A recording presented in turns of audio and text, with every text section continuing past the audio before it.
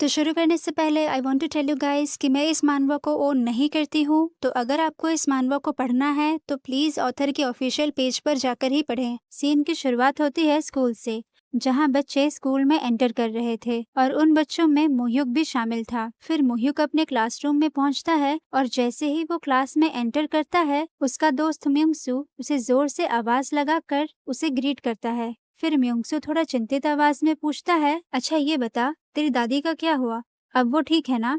जिसपे मोह्युक गंभीर लिहाज में कहता है, हाँ वो ठीक है। उस दिन हेल्प करने के लिए थैंक यू। तूने उस दिन जो हेल्प किया था उसकी वजह से वो अभी अभी हॉस्पिटल से डिस्चार्ज हुई है। फिर म्योंगसू हंसते हुए और आंखों में चमक लिए कहता है, काफी दिन हो गए हैं तुझे स्कूल आए हुए, क्यों ना आज क्लास बंक करके पूल खेलने चले, क्या ख्याल है? जिसपे मोह्युक बैग से नोटबुक निकालते हुए कहता है, पूल पूल खेलने क्यों जाना? जैसा कि तूने कहा, काफी दिन हो गए हैं स्कूल आए हुए, तो खेलने के बजाय हमें पढ़ाई में ध्यान देना चाहिए। ये बोलकर मोह्युक अपने नोटबुक पर कुछ लिखने लगता है। मोह्युक को ऐसे पढ़ते हुए देख म्योंगसू को झटका लगता है, पर सिर्फ अकेला म्योंगसू ही नहीं, पूरा क्लास ये देखकर शॉक था। शॉक के मारे सबकी आंखें खुली की खुली रह गई थी, मानो उन्होंने ये चीज पहली बार देखी हो। फिर म्योंगसू चकित और मजाकिया अंदाज में कहता है, मोह्युक तू तू पढ़ाई कर रहा है? ओह नो, हमारा मोह्युक पढ़ रहा है। पर क्यों? दुनिया खत्म होने में अभी भी 9 साल बाकी है। तुझे हुआ क्या है? तेरी तबीयत तो ठीक है ना? तू इतना सीरियस कब से हो गया?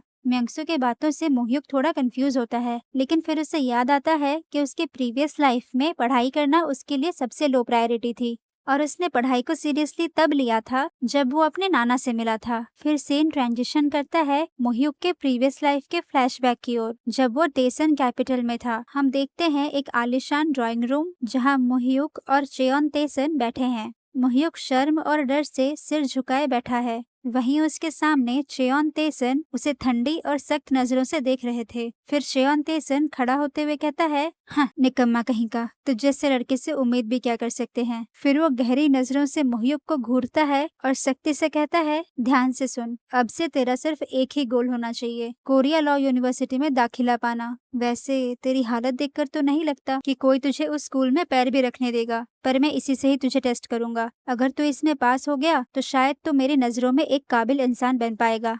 मेरे छत के नीचे है तो मैं तुझे भूखा तो नहीं मरने दूंगा, लेकिन हाँ, मेरी ये चेतावनी याद रखना, अगर तू फेल हुआ तो मेरे चेयोन फैमिली और तेरे बीच का जो भी रिश्ता है वो सब खत्म मानना। फिर मोह्युक वॉइस ओवर देते हुए कहता है, उस वक्त सिर्फ जिंदा रहने के लिए और दादाजी की एक नजर पाने के लिए मुझे कोरिया लॉ यूनिवर्सिटी में दाखिल होना ही था। मैंने अपनी जी जान से पढ़ाई की और पास भी हो गया, जिसके बाद मुझे चेयोन परिवार के अंडर में काम करने का मौका भी मिला, पर उसके बाद मुझे इसी खून के रिश्ते की आड़ में एक नौकर बना दिया गया। इज्जत कभी नहीं मिली, मिली तो सिर्फ जिल्लत और दर्द। फिर कहानी प्रेजेंट में आती है और मोह्युक आंखों में एक नई चमक लेते हुए कहता है, पर इस बार नहीं, इस बार मैं पढ़ाई करूंगा क्योंकि मेरा लक्ष्य अब बदल चुका है। फिर हम स्कूल का कॉरिडोर देखते हैं जहाँ सारे लड़के बातों में मशगूल होते हैं। तभी एक टीचर एक बेसबॉल बैट लहराते हुए आता है और चीख कर सबको क्लास में वापस जाने को कहता है। फिर वो टीचर क्लास में घुसता है, उसके चाल में गुस्सा और दबाव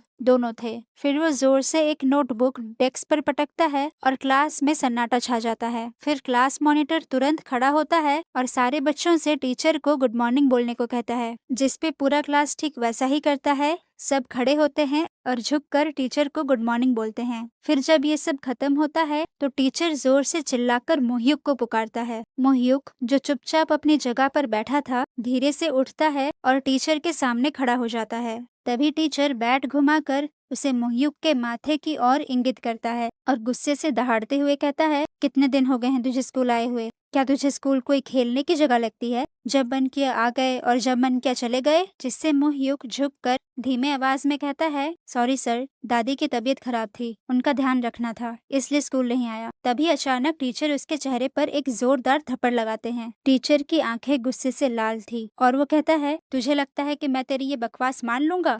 तेरे जैसे निकम्मे बच्चे किसी का क्या ख्याल रखेंगे? तू तो कहीं पीकर सड़क में पड़ा होगा।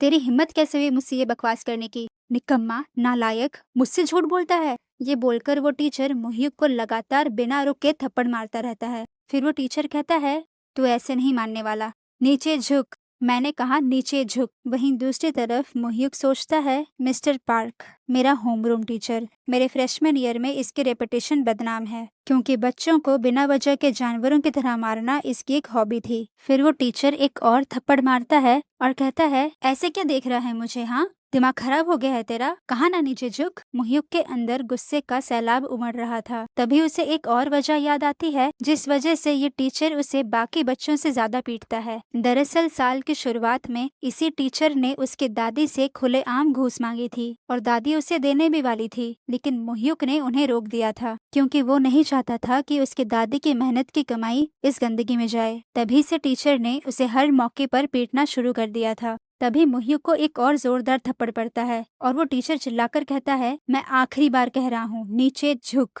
इसके बाद मोह्युक हाथों और घुटनों के बल जमीन पर आता है और अपनी पीठ को उठा लेता है और वो टीचर उसके पीछे ही बैट लेकर खड़ा था। वो गुस्से से कहता है, तू सोचता है कि मुझे नहीं पता है कि तू हर वक्त लड़ाई करता फिरता है? तेरे जैसे लौंडे तो स्कूल के बाद सिर्फ गैंगस्टर ही बनते हैं। ये बोलते हुए वो टीचर मोह्युक को बैट से मारने ही वाला होता है कि तभी अचानक क्लासरूम में किसी की आवाज गूंजती है, टीचर पार्क रुको। टीचर रुकता है और देखता है कि क्लास में वाइस प्रिंसिपल आए हुए हैं। वो कहता है, क्या हुआ वाइस प्रिंसिपल, आप यहाँ? जिसपे वाइस प्रिंसिपल घबराए हुए कहता है, वो इस क्लास में किम मोह्युक नाम का कोई स्टूडेंट है क्या? ये सुनकर वो टीचर हैरानी से वाइस प्रिंसिपल की तरफ देखता है और मोह्युक जो अभी भी जमीन पर था वो भी चौंक कर उनकी तरफ देखता है। फिर सीन शिफ्ट होता है स्कूल के बाहर, जहाँ एक बड़ी काली चमचमाती लग्जरियस कार खड़ी है। पूरे स्कूल के बच्चे खिड़की से झांक झांक कर देख रहे हैं और सब हैरान है कि आखिर स्कूल में इतना अमीर आदमी कौन आया है।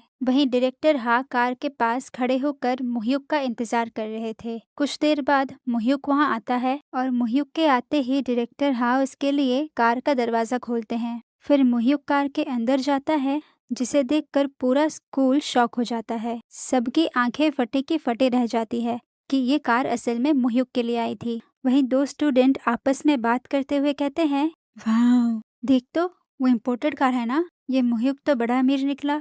वहीं टीचर पार्क जो अभी अभी मोह्युक को मारने वाला था, वो ये सब सुन और देख रहा था। उसकी आंखें चौड़ी हो जाती है और घबराहट के मारे उसका चेहरा सफेद पड़ जाता है। फिर मोह्युक कार के अंदर जाता है और देखता है कि उसके सामने चेयोन तेसन बैठा है जो अखबार पढ़ रहा था। इतने सालों बाद अपने नाना जी को जिंदा देखना उसके लिए थोड़ा नया था। फिर उन दोनों की नजर मिलती है। फिर चेयोन तेसन सीरियस टोन में सवाल करता है, क्या तुम मिसुक के बेटे हो? वहीं मोह्युक चेयोन तेसन को देखकर सोचता है, चेयोन तेसन मेरे नाना जी, आखिरी बार मेरी उनसे मुलाकात 20 साल पहले हुई थी, उनके मरने के ठीक एक दिन पहले। लगता है इस बार फिर हमारा आमना सामना हो गया। फिर मोह्युक कहता है, मेरे पापा का नाम किम तैसू है और मम्मी का नाम चेयोन मिसुक। ये सुनकर चेयोन तेसन एक हल्की सी मुस्कान देता है। फिर वो कहता है, तुमने कहा था कि मैं तुमसे खुद मिलने आऊं, इसलिए मैं आया हूँ। जिसपे मोह्युक तुरंत सवाल करता है, पहले आप बताइए, क्या आपने वैसे किया जैसे मैंने कहा था? आप पहले मेरी माँ के कब्र पर गए थे? जिसपे चेयोन तेसन एकदम ही साफ स्वर में कहता है, हाँ मैं गया था। फिर मोह्युक अपना सर झुकाते हुए धीमे स्वर में कहता है, मेरा ऐसा करने का मकसद सिर्फ आपको उनसे मिलाना था, क्योंकि मैंने सुना था उनकी मौत के बाद आपने कभी उन्हें देखने की कोशिश नहीं की, तो मुझे लगा कम से कम मुझसे मिलने से पहले उनसे मिलना आपका फर्ज बनता है। फिर मोह्युक रुक रुक कर आगे कहता है, और मेरी दादी जिन्होंने मुझे पाला है वो भी बीमार है, तो मैं भी मम्मी के कब्र में कब से नहीं गया हूँ। इस वजह से मैं उनसे माफी तो नहीं मांगूंगा क्योंकि ये मेरा फर्ज बनता है। वहीं चेयोन तेसन ये सुनकर सोचता है, देखो इस बच्चे को, कैसे मेरे सामने इतनी शांति से बात कर रहा है, इतना यंग बच्चा, और मुझे देखने के बाद भी इसके रवैये में थोड़ा सा भी डर नहीं है। फिर वो पूछता है, क्या तुम्हें मेरे बारे में कुछ पता है, जैसे मैं क्या काम करता हूँ? जिसपे मोह्युक मन ही मन सोचता है, ओह मैं आपको बहुत अच्छी तरह से जानता हूँ नाना जी, कोरियन प्राइवेट लैंडिंग इंडस्ट्री के लेजेंड। वॉर के दौरान साउथ कोरिया आए थे, एक लेबर के रूप में शुरू किया था और देखते ही देखते 1970 तक पॉलिटिक्स और इकोनॉमिक की दुनिया में सबसे ऊपर पहुंच गए। तब तक ऐसा कोई व्यक्ति नहीं बचा था, चाहे वो बड़े से बड़े पॉलिटिशियन हो या बिजनेसमैन, जिसने उनसे कर्ज ना लिया हो। इवन 1990 में भी उन्हीं का ही राज चलता है। देश के इकोनॉमी को अपने ही अंडरग्राउंड मनी से चलाया, जिसकी वजह से लोग आपको लोन शार्क किंग चेयोन तेसन कहते हैं। फिर मोह्युक जवाब देता है, हाँ, थोड़ा बहुत सुना है कि आप कोई छोटा मोटा बिजनेस करते हैं, जिस पे चेयोन तेसन एकदम ही शांत स्वर में कहता है, हाँ, सियोल में मैं एक छोटा सा प्राइवेट लेंडिंग बिजनेस चलाता हूँ जहाँ मैं लोगों को पैसे उधार देता हूँ। ये सुनकर मोह्युक मन ही मन कहता है, हाँ, हम दोनों जानते हैं कि ये कोई छोटा मोटा बिजनेस नहीं है। फिर चेयोन तेसन कहता है, खैर तुम बताओ, तुम मुझसे क्यों मिलना चाहते थे? ये सुनकर मोह्युक अपने सिर पर हाथ रखता है, अपना चेहरा ढकता है, होठों पर एक चालाक मुस्कान उभरती है और वह मन ही मन सोचता है, नाना जी, मुझे आपसे सिर्फ एक ही चीज चाहिए, वो है आपका पैसा, जिससे मैं पूरे तेसन परिवार को जड़ से मिटा सकूं।